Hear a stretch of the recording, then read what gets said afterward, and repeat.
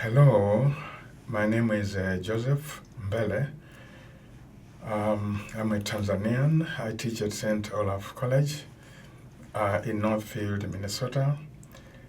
Um, I've been here since 1991 in the English department.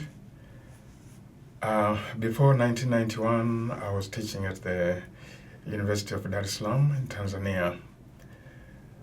I'm recording these videos to share my views about different subjects in the fields of literature, education, culture, globalization.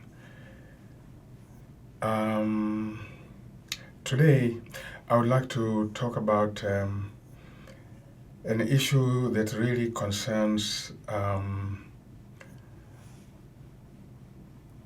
Africans, African Americans, and it's a continuation of some things I've been saying so far. For example, my last video on my YouTube channel has to do with advising African Americans who move to Africa. So the topic for today arises actually from something that was said by one participant in the conversation that followed. She's an African American, and she was writing about her experiences in Rwanda. She said some Africans call her Mzungu, and she commented and said, it is so sad. That's what inspired me to create this video. The fact that Africans call an African American Mzungu, and the fact that the African American is not happy, is saddened by that. That made me sad, and I thought I should really talk about it a little bit to get us thinking about such things. In one of the videos, maybe two videos on my channel, I have emphasized that when people of different cultures meet, for any reason, when they want to engage in any kind of interaction, they need to keep in mind that there are cultural differences that they have to think about, be aware of, and study. It should be part of their interactions, whether they are doing business, whether they are in another kind of relationship. They just need to put this on the agenda. I've said this and I will repeat it.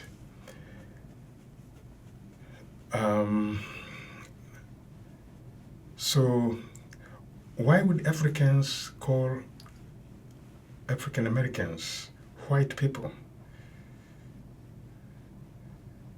I want to talk about that. The word Mzungu is the word that a lot of Africans use to describe white people. Africans who speak Swahili and related languages in what's called the Bantu system of languages. There are variations in how the term Mzungu is pronounced. It can be Muzungu, Musungu, Nsungu, but it's the same concept. They use this word on a most basic level to simply describe a white person. It's a neutral term. It's the right term to use when you see a white person, just describing the person. It's like you say, that person is a Chinese, that person is an American, that person is Tanzanian. Yeah. No value judgments really at that level.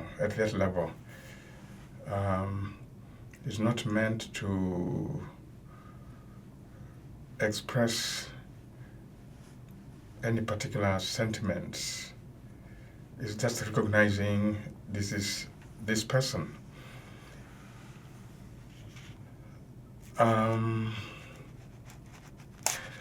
So why should Africans use that term to describe an African American when an African American is obviously not white?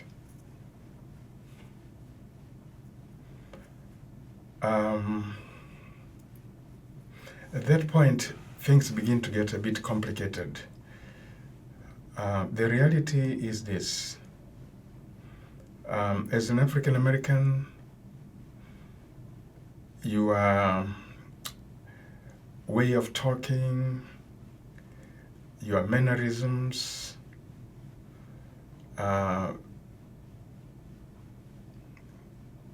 your way of doing things will be seen by the Africans as actually different from what they are, from what they do, from the way they do things, and so on and so on and so on.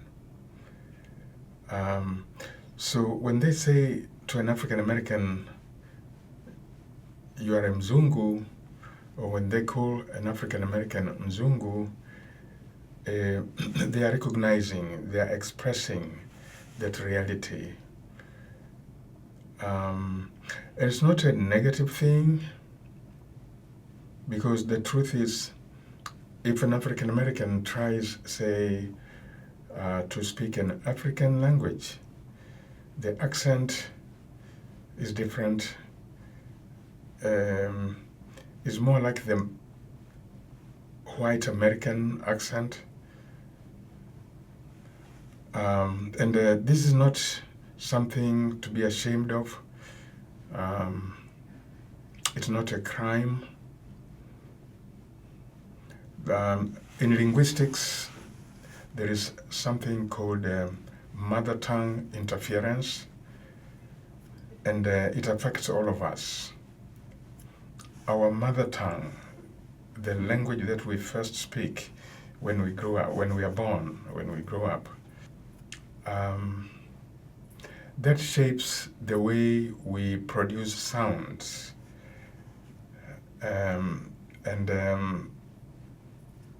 It is that way that determines how we speak any other language that we learn afterwards. That's why if I were to learn Chinese, I don't think I would speak like a Chinese person.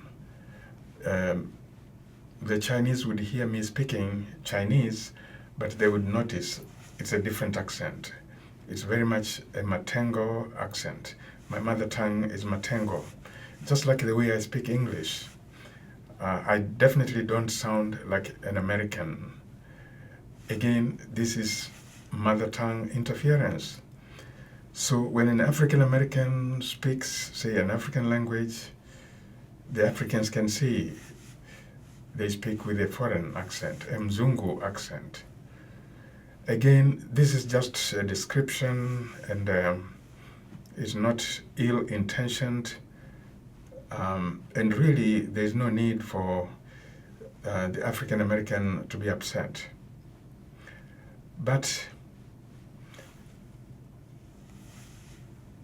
African Americans are upset, and they have a reason to be upset. Most of them, all their lives, they've grown with certain attitudes towards white people and towards what's called whiteness.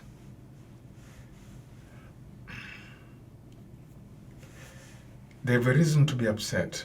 They come from a country where racial issues are very problematic, where there is racism, and being identified, with a racial group is a very big part of their life. And there is that awareness of the extreme difference between the white race and the black race. And to call a black person white carries some very negative connotations in America. It can carry some very negative connotations. It's not a positive attribute at all. A black American who is called white is actually one who is being considered, as fake, or who is, denouncing, their heritage, their identity, and so on.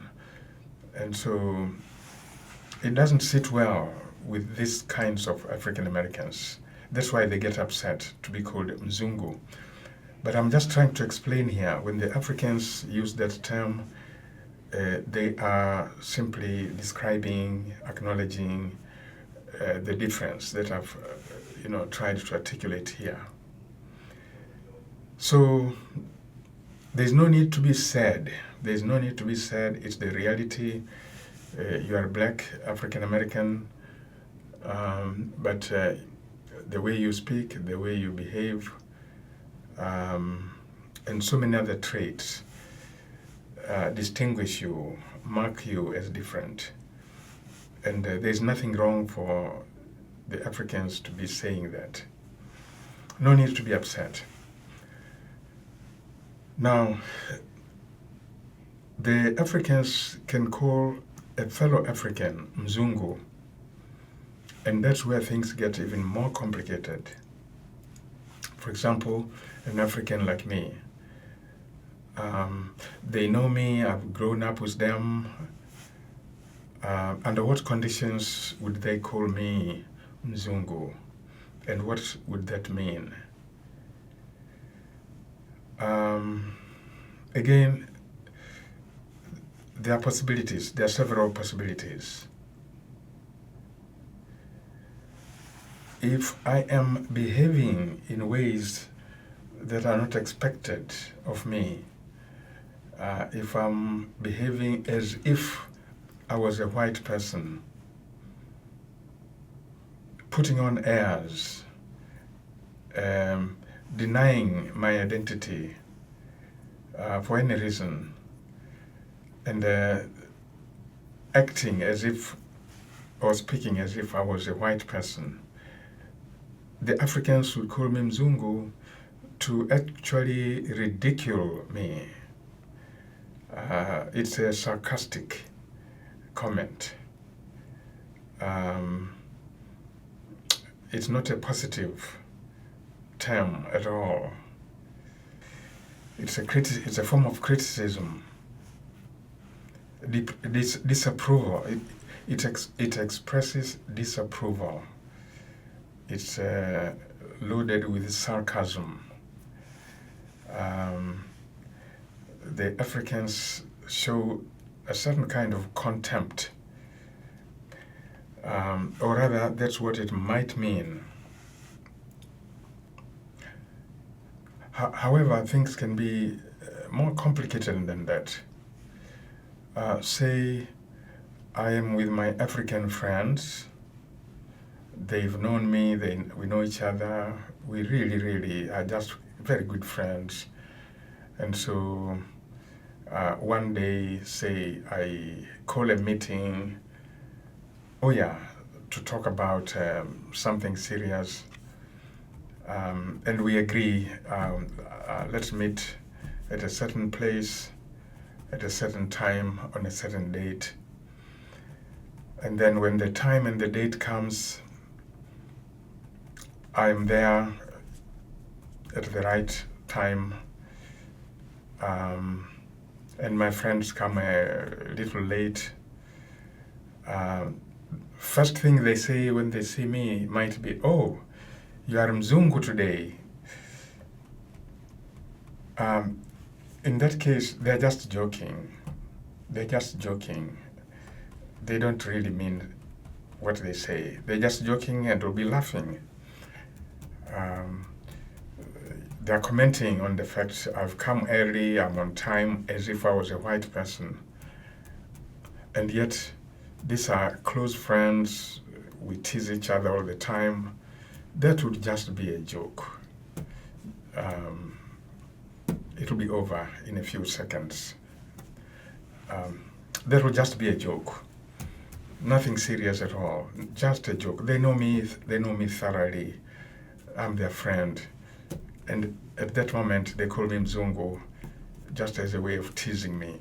It's absolutely not a big deal. That's not all.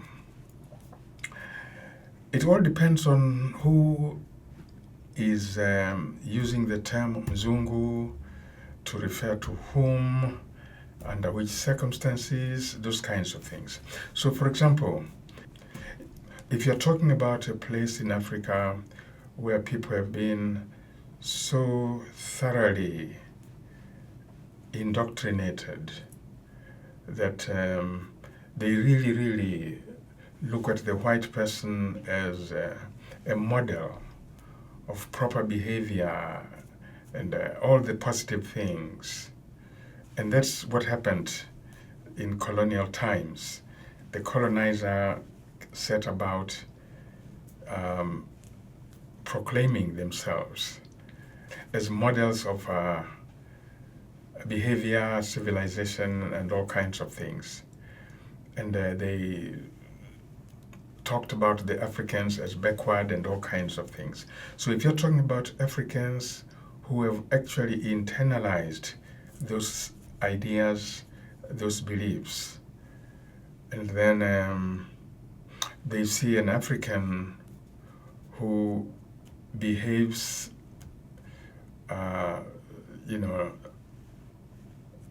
just like the white people. They might call this person Mzungu in the sense of expressing actually admiration. Again, this is a big problem with some Africans as a result of the experience of colonialism. It's unfortunate, but it is true. So relatives of this person might be proud of their brother or their uncle who has attained, that level. And we can talk a little bit more about it. It's part of the legacy of colonialism, colonial ideology. There are many thinkers who have talked about this problem. People like Frantz Fanon, black men from Martinique, who wrote books such as The Wretched of the Earth, Black Skin, White Masks.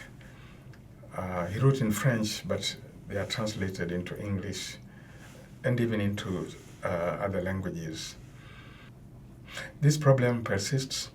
I've seen it in my own country nowadays among people who society believes are educated. They take their little children to schools where they learn English, and the parents are happy and proud to see their children speaking English, even when they don't even speak the native language, Swahili, or any other native language. I think we are losing the ideology that we started with as an independent country, an ideology of liberating ourselves, decolonizing the mind, recovering our identity and pride in ourselves. We are, I think, losing that and beginning again to look up to Western values and ways of doing things as if they were the ideal. So the idea of having children study, say, English, when they really don't have much competence in Swahili, that reflects the kind of problem that I'm talking about here. The writer, the Kenyan writer Ngugi wa Thiong'o, has done and is still doing a very good job of teaching us to decolonize our minds, so we can value, our heritage, our languages, and so on and so on and so on. So the concept of Mzungu has these kinds of ramifications, and in my videos I make the point again and again that it takes time to understand a culture. It takes a long time, and one has to be patient and keep studying and refrain from being upset or shocked or angered or irritated simply because somebody of another culture said something or did something. It's well understood by people who study cultural differences. You will see many things, you will hear many things, but you could easily misunderstand them. You see the thing, you hear the thing. It means certain things to you because you come with your own cultural framework. And therefore, you could misinterpret things that you see in another culture. That's why it takes time to really understand what you see, the way the people of that culture understand it, and therefore what they mean when they say that thing. So when I made a video advising African Americans to consider, the challenges, they will encounter in Africa, the cultural challenges, I didn't mean to discourage them. I'm giving proper advice, well-intentioned advice, because it saddens me when I read about African Americans who have packed up their things and they've gone to an African country, and after a few months or a year, they are frustrated. They pack their bags and come back to the USA. I think that is what really saddens me. And so I say what I say in order to prevent that from happening. I want people to go with the right mindset. They will be there, they'll be patient. They will know it takes time to really understand what's going on, to really know how to cope when you are in the other culture. I write these books like this one here, Africans and Americans Embracing Cultural Differences, seriously trying to help people. And the people who have had a chance to read these books, and this is another one here, Chickens in the Bus, More Thoughts on Cultural Differences. I'm writing these books to really help people. And fortunately, the people who have had a chance to read these books, they feel that the books are very helpful. And I'm grateful. I'm grateful that I'm doing what I set out to do. But I do want to help people, and I'll continue making these videos. I'll continue writing. So that's it for today. I wish you all the best.